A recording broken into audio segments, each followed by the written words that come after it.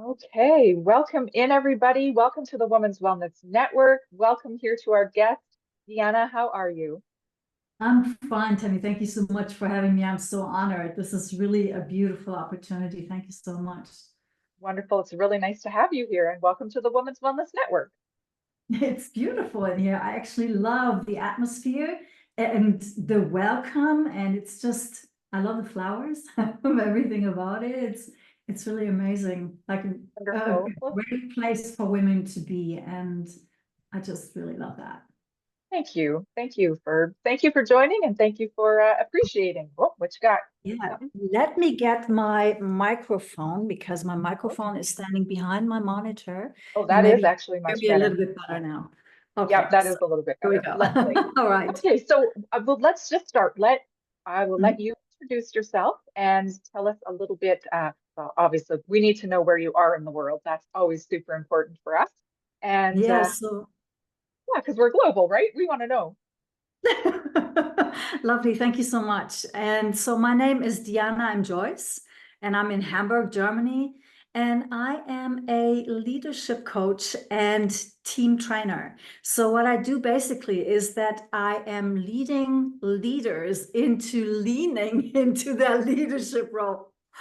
I never said it that way before. A lot of L's. But yeah, but it's really about relationship centered. So what I have noticed is that if you are leading any kind of group of people, you need leadership skills. And oftentimes it is something inside that we are not understanding or that we are missing perhaps, or that we are not very comfortable with. So finding the relationships with your team, finding that perfect spot, that Zen spot with your personal relationship with yourself, and finding that sweet spot in your private relationships with a partner, with friends, with family. That is also very key because if you have noticed this as a leader specifically, when people have problems and they come to work, they are dragging all of their stuff to work. Now, if you have the ability to buffer this a bit and go like, hey, hey, what's up? Do you want to talk? Like really coming into a place of uplifting the people and taking away that burden a bit so that they can bloom and shine in your workspace. So creating that work environment, that is my strength, that is my forte, and this is why I'm here. Wonderful. Well, I think, the world today it's changing. There's a lot more women who are in leadership. There's a lot more women who are going that way, who are Yeah. have their own businesses, who have their own ideas, who have all that kind of stuff. And maybe they're not quite, they're just starting out. They're just starting to learn about what leadership is. Is that something that you help them with?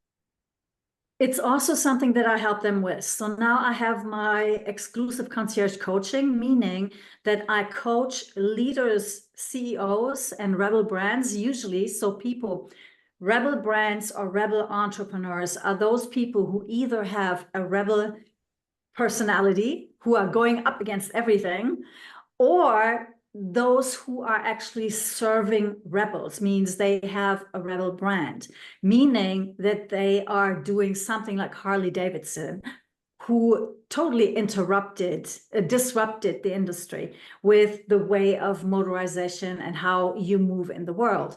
So then there we have Elon Musk, who is just, disrupting the industry with electric cars. Then we have, for example, Richard Branson, who disrupted the industry or innovated, not disrupted, but innovated his niche with the airplanes. So he just went a level up and created something for people because he said, hey, I really don't like that experience that I had the last time.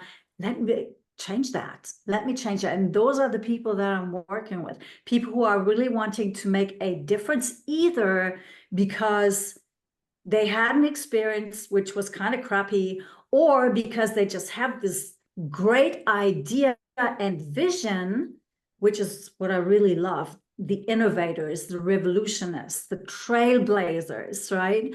The global change makers, those people who really want to make an impact in the world. Now, how are these people mobilizing people, right?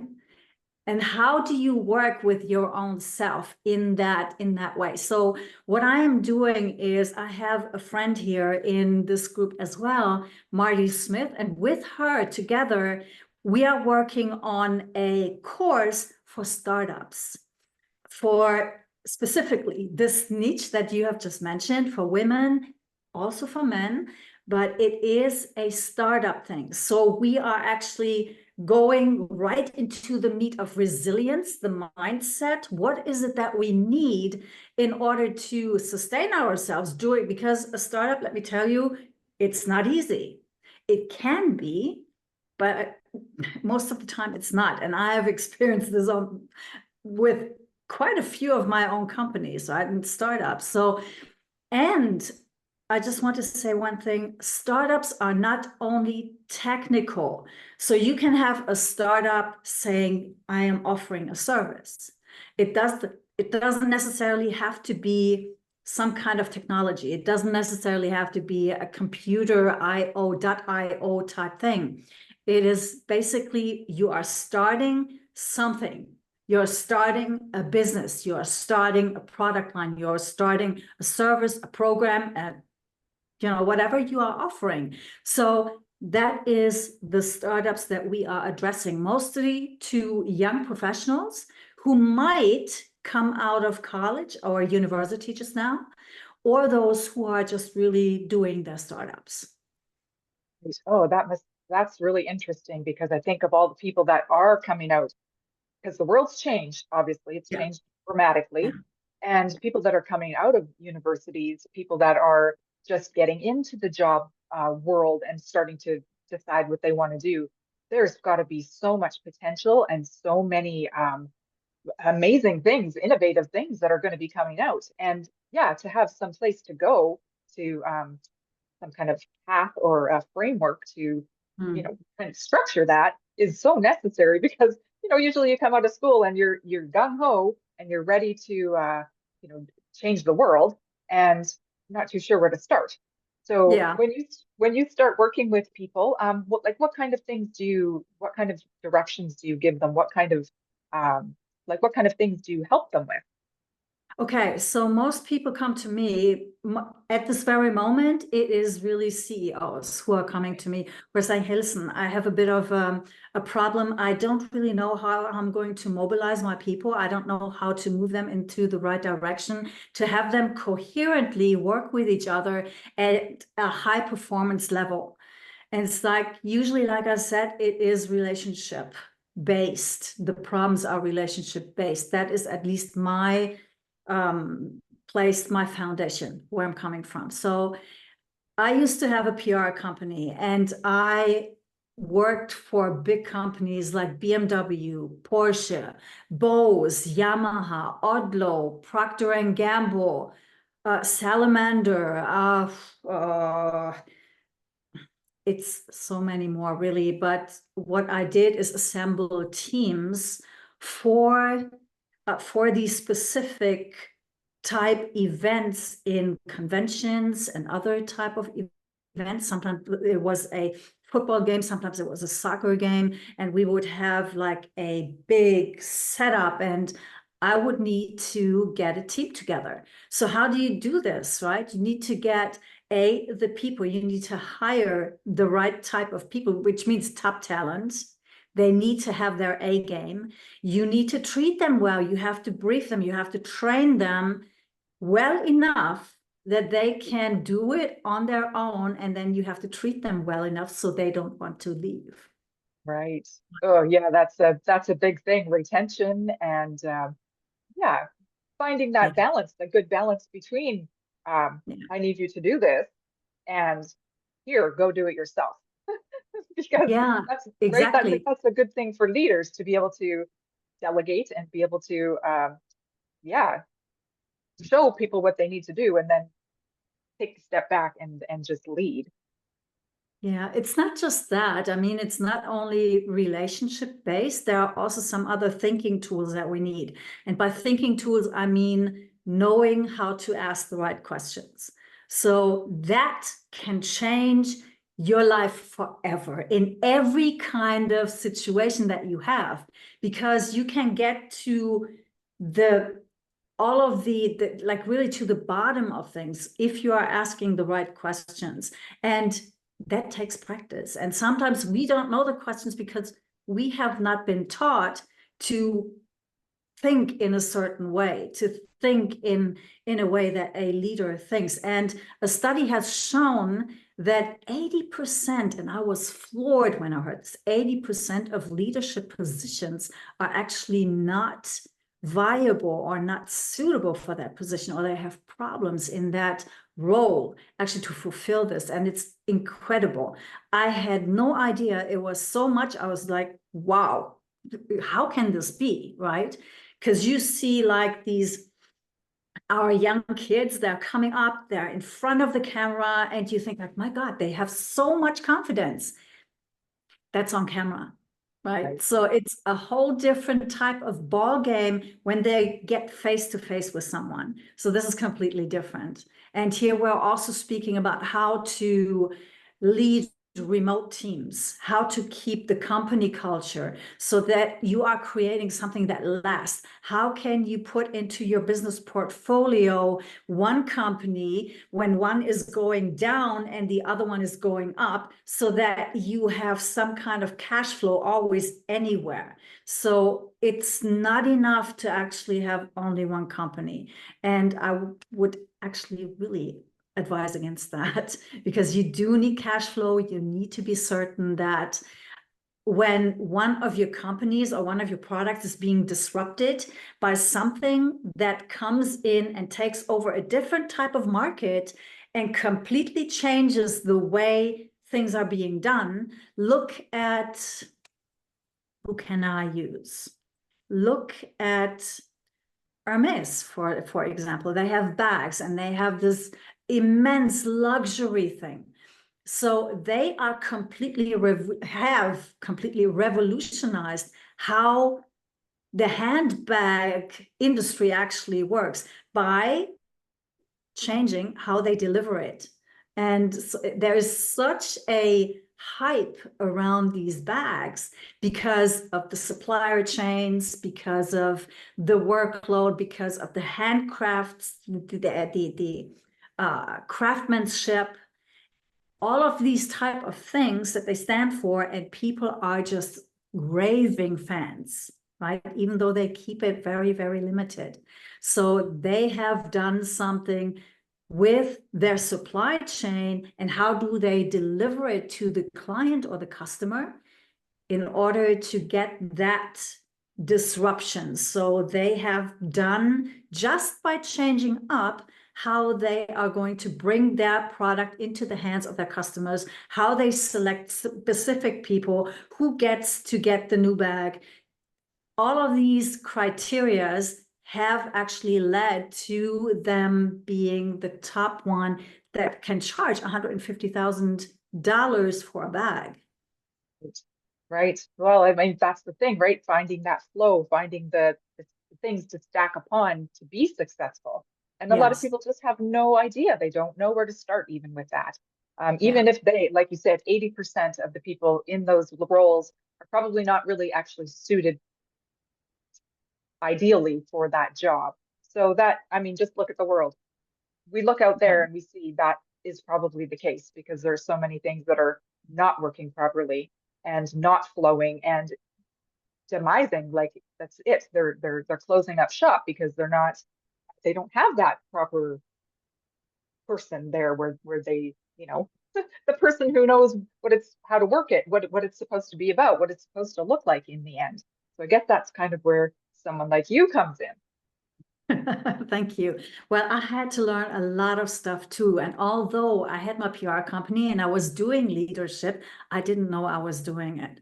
I was just assembling teams. I was just making sure that everything works on spot. But then I started studying at Harvard, because when I took up leadership coaching, for me, it was like starting anew. and that's now a while back, but still studying at Harvard has given me like the foundations and the deeper insights into leadership. What does it actually take? What is leadership? Because I never saw it in this way that I have learned this.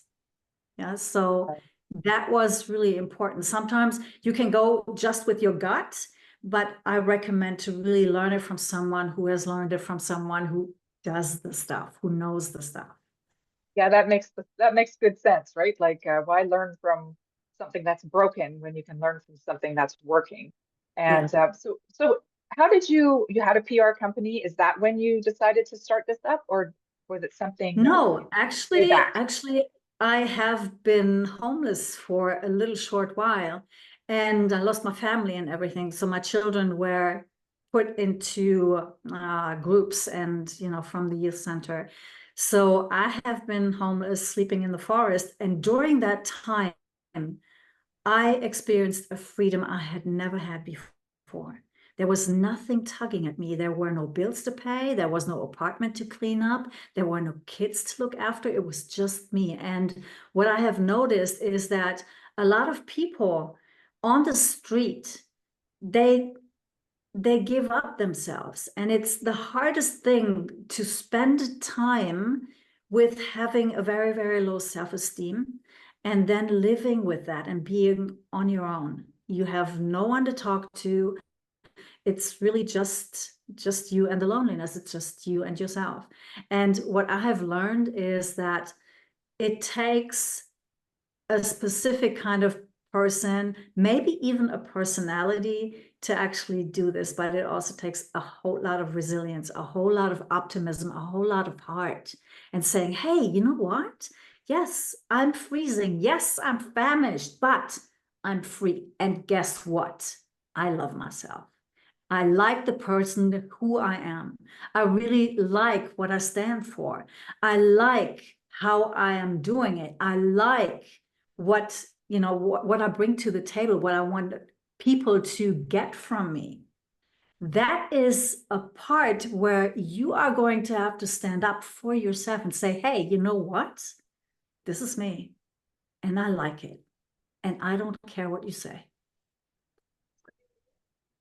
Yay, good for you. That's amazing. That is amazing. Seriously, like most people probably have to get to that place before they have to crash and they have to really get honed in on who they are truly on the inside without all the other stuff before they can realize, oh, I'm valuable. Oh, Yeah. I can make a difference. Oh, I have something to offer. So yeah, like learning from that, that's a very intense learning curve that you had to go through. Yeah, absolutely. And just before I got homeless, I had a book sent to me by an anonymous sender. No idea where it came from. And it said leadership styles. And I was furious because there were so many manipulations happening in my environment. And I was like, what the heck is going on here? And I just took the book and I was, go to hell, right? Who are you, you anonymous jerk? Just sending me this. What? I'm not doing that. So, but then I became homeless and I really wished I had a good book to read. And then I thought, well, maybe that leadership book would have been the kicker, right? So after I got back into an apartment and into a bed and I could sleep decently, I wasn't freezing anymore. I wasn't famished any longer, but I still felt that kind of drive to learn more about this. So why would someone send this to me? And I was like, maybe it's something that's actually good for me. So I started to go on Google and looking for leadership and videos, and Simon Sinek came up, and I heard his TED Talk, and I was like, oh, right, because it just spoke so much to my heart. It's like, yeah, that's leadership. That's what I stand for. I had no idea I had such a strong opinion about leadership. So, but when we see politicians, when we see people, CEOs of big companies, we know that's right, that's not. So what I did is I watched Simon Sinek's video, but then I bought the book, Leaders Eat Last. And I was completely hooked. It's still sitting on my shelf and completely almost falling apart. So I've been reading this from cover to cover and back and forth, and it's been a great inspiration for myself and for my own journey. And then I figured out, yeah, so I had a PR company. Okay, so I can use that as a credential, but I wasn't really quite sure. I'm a mom of 4 children. Does that count? And I'm like, actually, you are leading. When you are leading, even if you are leading your children, you are still leading them. And then there were so many other instances where I have to say, actually, I was leading there. And then I started, okay, so how do I ramp up my education on this matter? And then I started studying at Harvard, took the leadership courses, took business courses, and I'm still on it. So at the moment, I'm taking the course Leaders of Learning. That's what it's called. And this is more like for educational programs and for teachers. But I think learning every type of leadership and in every context is actually the part that gives me a 360-degree view. And that is what I find fascinating. And I love just learning at Harvard. It's just a great university. Your passion and your calling was already inside you and you didn't know, and it took you to be homeless to figure Yeah, it out. And that yeah, thing was, it's always been there, and it's just, it's come to life. It's like birth yeah, from yeah, that situation, right? Oh, that is yeah. so amazing. And just think of all the people. I guess that's probably what the dark night of the soul takes us to, is Mm. to find that nugget within us that we're supposed to grow, that we're supposed to bring into the world and share with people. Also the resilience. It's really a bit, a huge chunk of having that resilience, the willpower and the character to see it through. That's really important stuff. So a little funny note on this, when I was a child, I grew up as a boy because my mom wanted to have boys. And so I was kind of like, you don't play with girls. You don't like pink. So these type of things. You are tough. You are this. This was never spoken, but in everything that I did, it just resembled exactly this. So I grew into the role of being a boy. And I was a boy gang leader. Can you imagine that? It's like I was the toughest kid on the block, and we were just like, sometimes it was fights, sometimes it was mud wrestling, sometimes it was stealing cherries, and the farmers were going nuts. Sometimes it was just destroying a cornfield. It was just wild, or races, or climbing up trees with your bare hands, or jumping from construction sites into a pile of sand with rusty nails. And so all of these kind of things. But I think that is actually where my leadership role started. I'd In a say more fun so. context, yes. Right? Yeah, in the playing way, you're Yeah, playing, you're being that. You're still being that, even, when you're just playing. I love yeah. that because I think we have similar childhoods. I don't know if my mom wanted a boy or any of that stuff, but I definitely grew up as a tomboy, running around with all the neighborhood boys, being yeah, instigating some trouble, mischief sometimes. Um, Being a rebel, yes, definitely that. I really appreciate your journey and everything that you've gone through to get to where you are. It's incredible, and I know the rest of us, we have the capability of doing it too. So it's all within us to be able to do Yes. it, and the resilience. People don't realize how resilient they are until they need to be, ultimately, I think, and I appreciate Marty for that too. But I love your story, and yeah, I honor what you're doing and your mission and bringing all that to the rest of us. Um, thank you for that. I can only Well, give that back to you as well. So thank you so much. I really love what you're doing here. Thank you. Thank you. Okay, so if our women would like to connect with you or find out more about you, how can they do that? Well, we are here right now on Facebook. They can just simply go to my profile and just hit me up with a message and go like, hey, I saw you there, or hey, can we have a conversation? Of course, and then just get with me and then we set up something. I don't yet have a Calendly installed, but I think that we can handle syncing our calendars. Yep, yep. There's where there's a will, there's a way for sure every time. Absolutely. Okay, women of the Women's Wellness Network, we are going to put all of Deanna's information into the comments. We'll put her name so that you make sure that we can just click on her name and you can go to her Facebook profile and message her from there. Do you have some information on your Facebook profile about any of this stuff? Well, I do have a page, but I'm not regularly posting just there yet. I have an Instagram account. You can find me under Diana M. Joyce. It's Joice, not Yice. Joyce, like the mixture of joy and choice. So the Joyce is yours. I like it. Oh, that's good. That's great. That's a good one. Yep, the Joice is yours. The Joyce Fantastic. is Okay. yours. I'm gonna put that. I'm gonna put that in our description of our conversation because I like that. Fantastic. Okay, well, I would like to. Do you have anything else you would like to share with us before we sign off?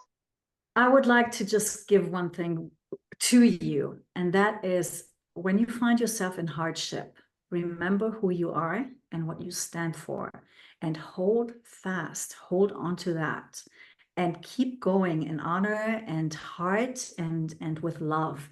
And that is the thing that keeps you going forward. Greed and stuff like that, it doesn't really do anything. I mean, you see billionaires and stuff doing it that way. But I personally think that's really a detrimental way of doing business and being in the world. And it's a waste of time. So really stick with your heart and find your purpose and know what you stand for and stick to that. Right. Lead from there. Beautiful. Yes. Thank you so much. Okay, You're women of the welcome. Women's Wellness Network, thank you for watching. And until next time, be well. Thank you, Deanna. Bye-bye.